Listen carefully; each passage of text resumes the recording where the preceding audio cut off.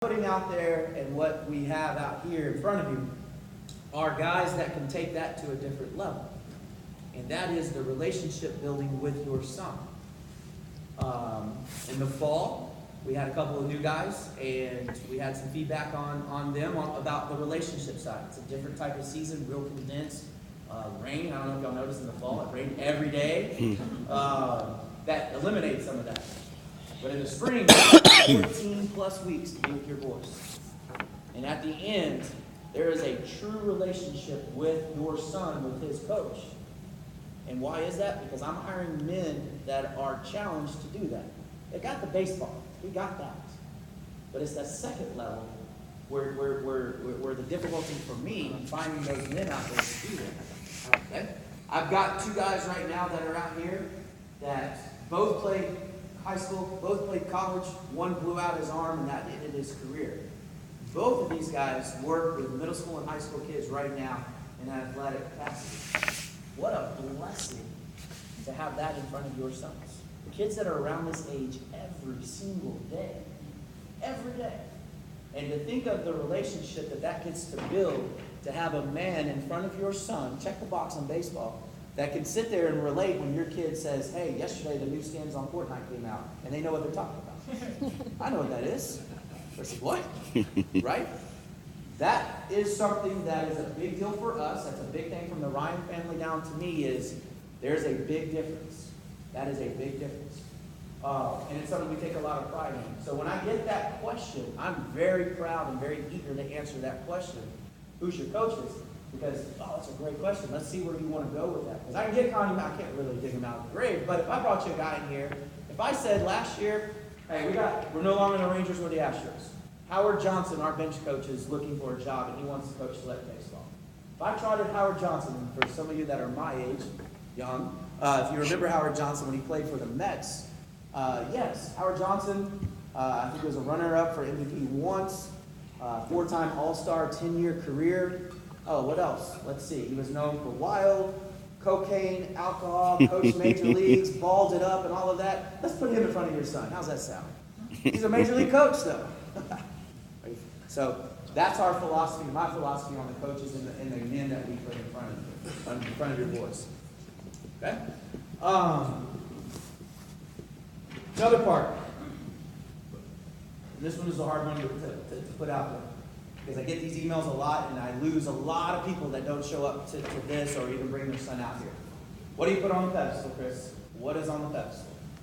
If you go through our Facebook page, and you look on there, you're going to see some of the pictures with us, showing rings that those boys won. So because we absolutely take pride in that.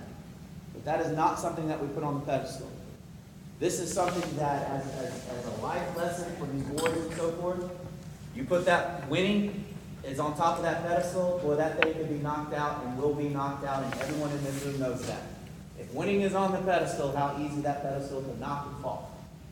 If I go through a weekend and your challenge was it's win, or the weekend was blown and it sucks, then we know what the likelihood of it sucks is going to end up being. That's not what we do here. That's not what we do here. Do we love to win? Absolutely. Do we want to win? Absolutely. Is that at the top of the pedestal? Absolutely not. If you're looking for that organization, this is not the right spot. This is not what we're doing here. Okay? That is not what we do. And I used to, when I did this 2 years ago, God, Chris, I really wavered on, do I want to say it with that much conviction? Absolutely, I'm saying that with conviction right now. Okay? Is we put other things on top of that pedestal, and we know at the end of the line, that probably will come. And it's not an end of the world type of season for us. Okay? And just for an example, and I use this in the spring or in the fall when we finish, I have a group of core kids that are 12 right now. Their first 16 games, they were 8-8. They were 8-8. We were exactly what you would think. Win two on Saturday, lose out right here, or 1-1 and then drop out. 1-2, 2-1. That's all we did for the first 4 weekends. Just constant 500 ball. But you could see the process take hold. That group since then now, that I misstated at our last meeting, that group now has gone 36-9, and has played, and out of their last 8 tournaments, they played in 7 championships and brought home 6. That's a group that started out 8-8. And guess what? What did we change? Nothing. We didn't change anything. Continuity. Letting the process happen. Not putting the winning on the pedestal, because we were 8-8. Guess what? Those boys were just as fired up as they were when we went on that run. There was no difference in their world. That group, when you go in and what's the score? No idea what the score is. You don't care. We don't care. That doesn't change what we're doing on the field, and it doesn't change our focus right here. Parents, y'all got plenty of time in these boys' life and their career to worry about scores. This isn't one of them. This is not the resume builder that you might think that it is, or been kind of programmed to think it is. We don't care.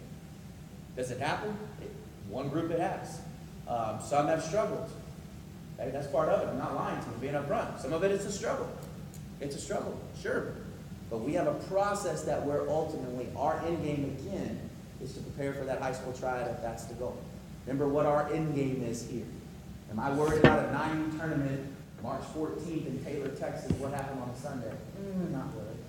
Not really. Not really sweating that. Okay?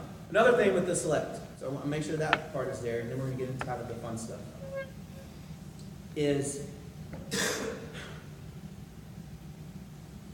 what we do that allows us to do this, and the boys that have been together for a while, having 76 different schools, if I had them in here right now, and I had them sitting back at that table, they're on their table, and y'all know how boys are. They got to be all like this on top of each other, rubbing and so forth, and you would think they've known each other for years.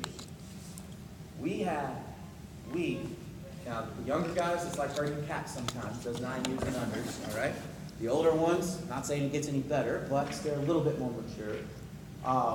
Those boys absolutely love each other. Those boys are so tight, and none of them go to school together.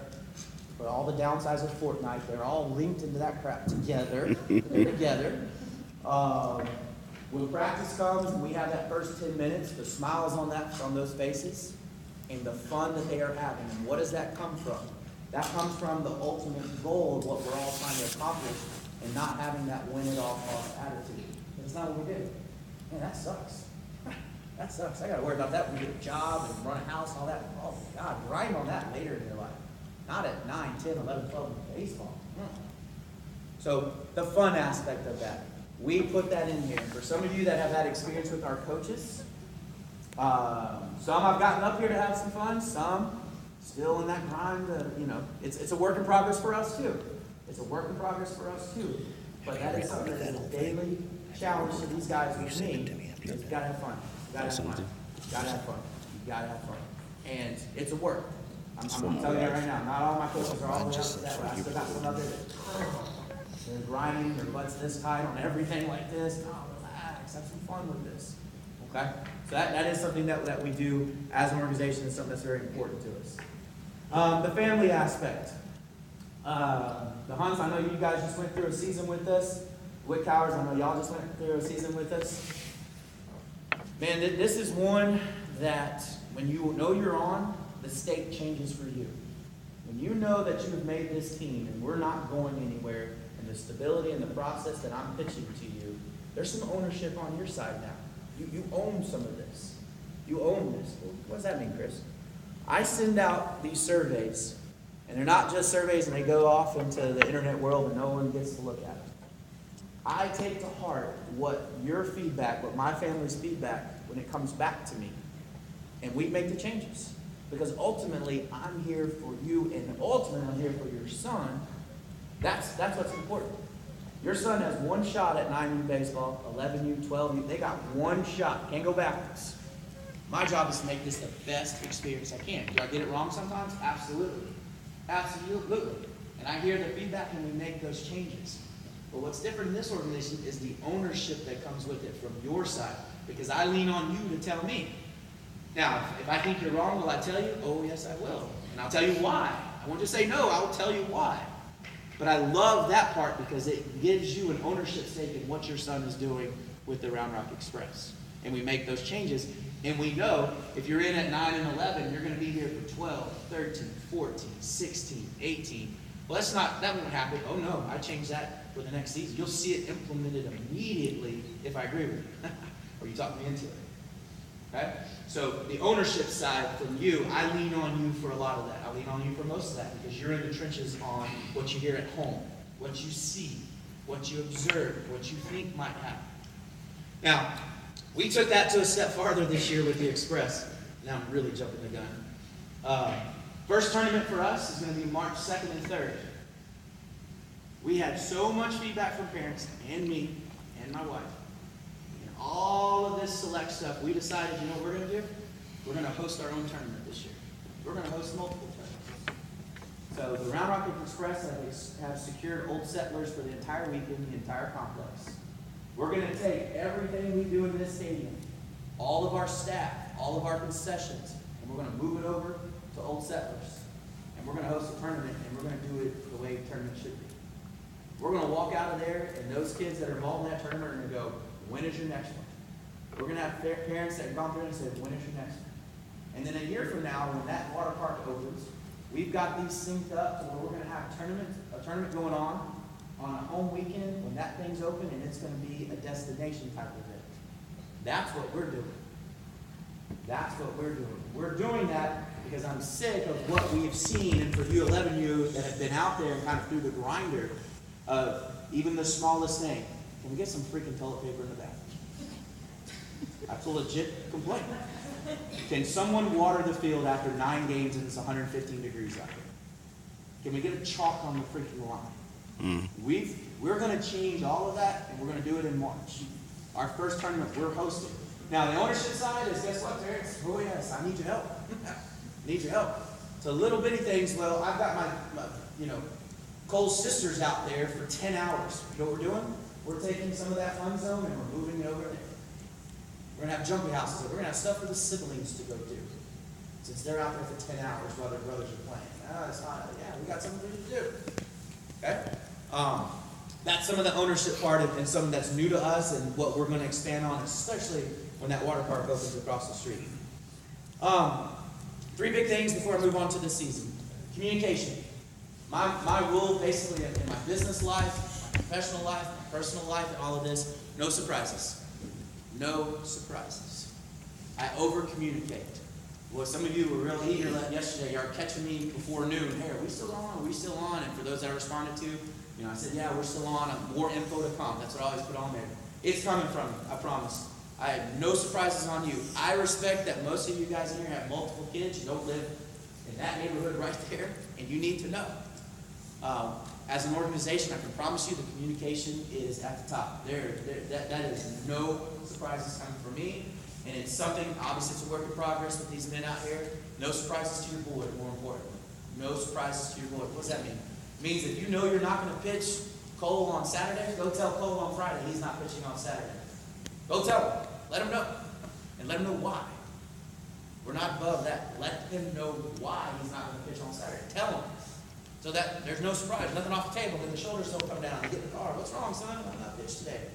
No. Coach told you. Yes. He told me to tell you why. Yes. Does it make sense? Yes. Okay? Over communication for me, no surprises. Do I miss sometimes? Sure. I'm human. But know that I always err on the side of caution. I over, oh gosh, there's another email. It's not how many times I emailed out last year. How many emails did you get from me last year? It's an obnoxious amount. Would you say, is that a good word to put it like that? I like it. You can always hit delete. You can always hit delete. All right? But over communication for me. You will not go into a Thursday, Friday of a weekend tournament and say, I don't know what's going on. I have not heard from Chris yet. And your default is, if I haven't heard from Chris, then he doesn't know yet. Trust me, it's in my best interest to have 100 families know instead of getting 100 individual emails from me. Trust me on that one. Okay? The last part, boy, this is the one that normally clears the room or not. The faith part. The faith part. As an organization, my relationship with the Ryan family goes back, now we're going on 9 years. Our relationship built and started not on baseball, but it started on our faith together. Reese and I. That's how we met. That's how our relationship expanded. That's how we got in with Reed as well. Nolan a little bit, even though if y'all ever heard how old and crotchety he is, that is true. 100% true. That is an angry man at this age in his life. But our relationship was built on faith. We expanded a little bit on the business side, and then we super expanded through the baseball side, coaching together and doing some other projects. What we've done, and we're out about it, so I'm telling you right now, again, no surprises. We pray on baseball fields. We don't take the knee type prayer. We circle up, we lock over the shoulders, and we pray. We've had people of all faiths coming through here in the last 3 years. And if that's something that, man, I want to be a part, but that's not a big deal, it's okay. It's okay, but as a group, we do it. If you surf our Facebook page, and I challenge you to do that between now and, as this kind of wraps up, go look on our pictures, and you'll see it. And we've scrimmaged inter squads between each other. You'll see those pictures of that. You will see that.